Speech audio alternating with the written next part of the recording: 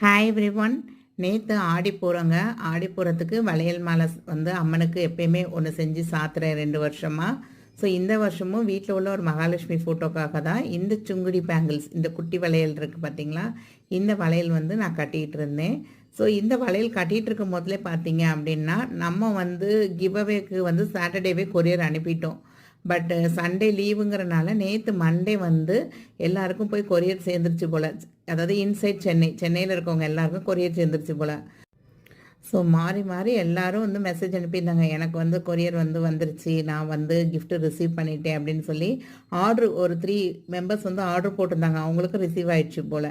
So எனக்கு ரொம்ப ரொம்ப ஹாப்பியாக இருந்ததுங்க. எல்லாருமே வந்து அந்த பார்சல் ஓப்பன் பண்ணுறப்பே அந்த ஒரு கோயில் மாதிரி ஒரு ஸ்மெல் ஃபீல் ஆச்சு வீட்டில். ஸோ எல்லாருமே ஹாப்பி அப்படின்னு சொல்லியிருந்தாங்க. ஒரு சிஸ்டர் வந்து அவங்களோட பர்த்டே போல். ஸோ சர்ப்ரைஸாக யாரோ கிஃப்ட் அனுப்பியிருக்காங்க உனக்குன்னு சொல்லி அவங்க செமையாக ரொம்ப சந்தோஷமாக இருந்தது அப்படின்னு சொல்லி மெசேஜ் அனுப்பியிருந்தாங்க. ஸோ இந்த மெசேஜெல்லாம் படிச்சுக்கிட்டே நானும் இந்த மாலை அவ்வளோத்தையும் கட்டி முடிச்சிட்டேங்க. இது வந்து இந்த மஞ்சள் கயிறு இருக்கும் பார்த்தீங்களா, அதில் வந்து ஒரு த்ரெட் எடுத்து தான் பண்ணியிருக்கேன். இது லாஸ்ட் இயர் பண்ண மாலைங்க. இது எங்கள் ஊரில் உள்ள காளியம்மன் கோயிலோட ஃபோட்டோ. அதே மாதிரி இந்த தடவை செஞ்ச மாலையை வந்து எங்கள் வீட்டில் உள்ள மகாலட்சுமி ஃபோட்டோவுக்கு வந்து மாலையாக போட்டுட்டோம், அந்த வளையல் மாலையை. ரொம்ப ரொம்ப சாட்டிஸ்ஃபேக்ஷனாக இருந்ததுங்க. அந்த வளையல் மாலை போட்டதுமே ரொம்ப அழகாக இருந்தது உங்களுக்கு. இது வராகி அம்மனுக்கு, இதுவும் லாஸ்ட் இயர் வந்து ட்ரை பண்ணது தாங்க. ஸோ ரொம்ப அழகாக இருந்தது. நாங்கள் இங்கேருந்து பிரசாதம் வந்து பொங்கல் தான் கிண்டியிருந்தேன். ஸோ 2வது ஆடி வெள்ளிக்கே பொங்கல் கிண்டணும்னு வச்சுருந்தது, கிண்ட முடியலை. ஸோ நேற்று ஆடி பூரத்துக்கு பொங்கல் கிண்டியாச்சு. எப்பயுமே இந்த ஆடி மாதம் வீட்டு பக்கத்தில் உள்ள ஒரு சின்ன ஒரு பூடை மாதிரி இருக்குங்க, அங்கே வந்து எல்லாருமே பொங்க வைப்பாங்க, இந்த ஏரியாவில் உள்ளவங்க எல்லாருமே வந்து. பட் காற்றடிக்கிறது எதிர்த்தாப்பில் வந்து இப்போ கார்லாம் திரும்பிச்சுன்னா ரொம்ப கஷ்டமாக இருக்குன்னு சொல்லி நான் 2-3 வருஷமாக வீட்டிலே தாங்க பொங்கல் கிண்டி சாமிக்கு வந்து படைச்சிடுவேன்.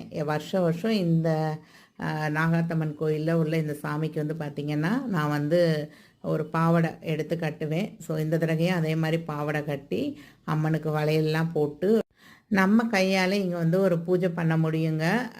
இந்த கோயில் என்ன விசேஷம்னு பார்த்தீங்கன்னா, வேப்ப மரம், அரச மரம், ஆலமரம் 3ம் கலந்துருக்கிற இந்த பெரிய மரம் இருக்குங்க. இதுலேருந்து காற்று வீசுச்சு அப்படின்னா, கரண்ட் இல்லைன்னா கூட பரவாயில்ல, பால்கனி கதவை திறந்து வச்சோம்னாலே சூப்பராக வருங்க காற்று.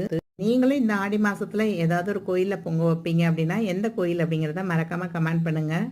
இந்த வீடியோ உங்கள் எல்லாருக்கும் பிடிச்சிருக்கும் அப்படின்னு நினைக்கிறேன். தேங்க்ஸ் ஃபார் வாட்சிங் த வீடியோ. ஆடிப்பூர நல்வாழ்த்துக்கள்ங்க.